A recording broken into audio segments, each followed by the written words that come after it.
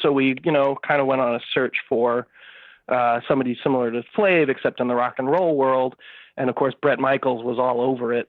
He wanted to do it. He had a vision for how great it could be. He was amazing, very enthusiastic and awesome to work with. And he kind of won that job instantly by just coming in for a meeting. Not, believe it or not all rock stars are as great, in the moment. The biggest problem with Bret was that he hadn't really dated, that he had, his romantic experience was that women got on his bus. Oh, and so in the earliest episodes, you'd have to have these dinners with a woman, and he really had no idea like what that was about. And we had to kind of take him aside and say, "Listen, you got to ask her about her family." And oh my God. Oh my God. Yeah. I mean, this is like the greatest job in the world. I mean, this is hysterical, but I totally believe that because he's just groupies throwing themselves at him. I mean, he became a star when he was quite young, right? Yeah. He was, his rock band hit early in the 80s. He's just fresh out of Pittsburgh, Pennsylvania, or somewhere near there. And his whole life was on a tour bus, and he's the lead singer. So he didn't have that kind of you need to romance a woman experience at all. Oh my God, it's just so funny. So some of the contestants were totally wacky. I interviewed one of them, Frenchie. Where did you get these people? Because they are so wild and so hysterical. Yeah, well, I mean, from the very beginning, when we were first casting Flavor of Love, we were always casting with comedy in mind. Like we were always looking for people who just jumped off the screen and had something great or twisted about their personality or an inability to, filter themselves. They just had to be who they are, and who they are is hysterical. That was how we cast. So we filtered out everybody else and ended up as much as we could with a house full of people who were really, crazy. Not literally, but what?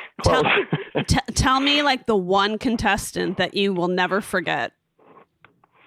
Jesus, my favorite, of course, from the Flavor of Love days was Tiffany Pollard, New York, who went on to have several shows of her own. She's just amazing. Like she really lives it. Like she really gets involved in the show and loses herself in what's going on and refuses to take second fiddle to anybody or even let anything go of any sort. And she's like that kind of in real life too. Her TV persona is wafer thin across from just, if you met her today, she would also be exactly the same. So she was amazing. For somebody that we cast who ended up being amazing. I always loved Daisy De La Hoya, who was also on Rock of Love. She ended up with her own show. I don't know. You asked me to pick one. I just can't do that. How many? If I had to pick one, I'll say Tiffany. How many of these contestants want to have their own spinoff? Like they pitch you, okay, let's do a whole show about me. Everybody, every single one of them. But in the first season of Flavor of Love, there was no such thing as that. That wasn't. Nobody thought they were going to get their own show. They were there trying to, date Flav, who they perceived as a millionaire hip hop star.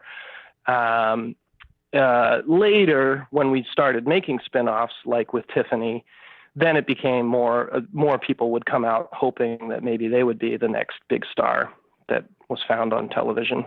Amazing. Okay. The people have asked, you must answer this. Was that a bandana with hair extensions attached that Bret Michaels wore?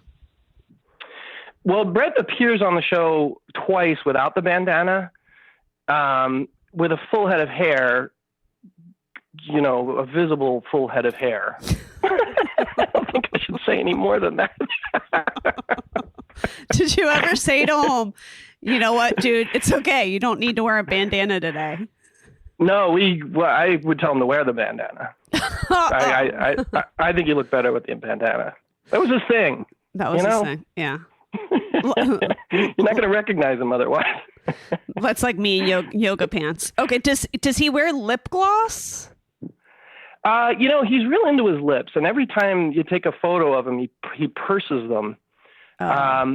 I'm trying to think if he wore lip gloss.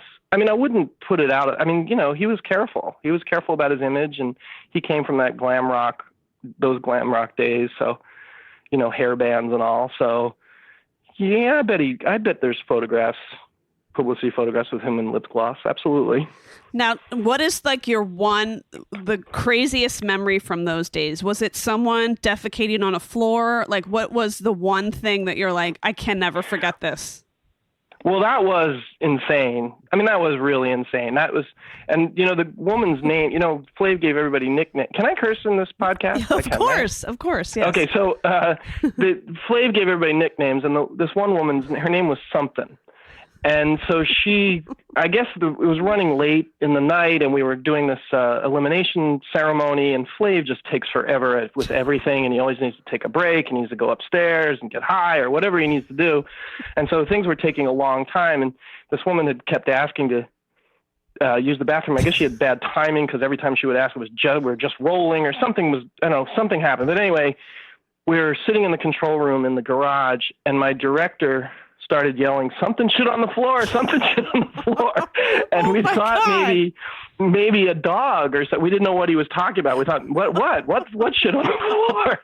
And then we realized he was talking about the person something, and then yeah, and we had to document the whole incident. And then the network, we did several conference calls with the network afterwards, and they're like, we can't do this, we cannot show this, we can't talk about this, we can't have this on our network. It's just too far. You've gone too far. And I said, well, it's what happened. It really is what happened. And it's all anybody is talking about in the house. And we'll have to just erase 2 days of tape to not deal with this incident. And so we really had a long discussion about how much can we show, how much do we have to blur the actual product, how many times an interview are they allowed to discuss the issue. It became a huge issue, but we did get into the show, obviously. Oh my God. I'm going to laugh about this for at least 3 weeks. Okay. Below Deck, another genius idea. How did this come to fruition? I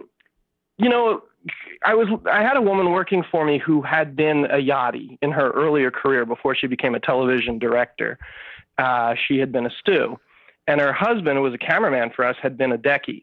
And they both, would talk about this world and say, at that time, it was a secret world. It was a world of people who didn't have a home address. They would live on boats. In the winter, they live in the Med, and in the summer, they live in the Caribbean.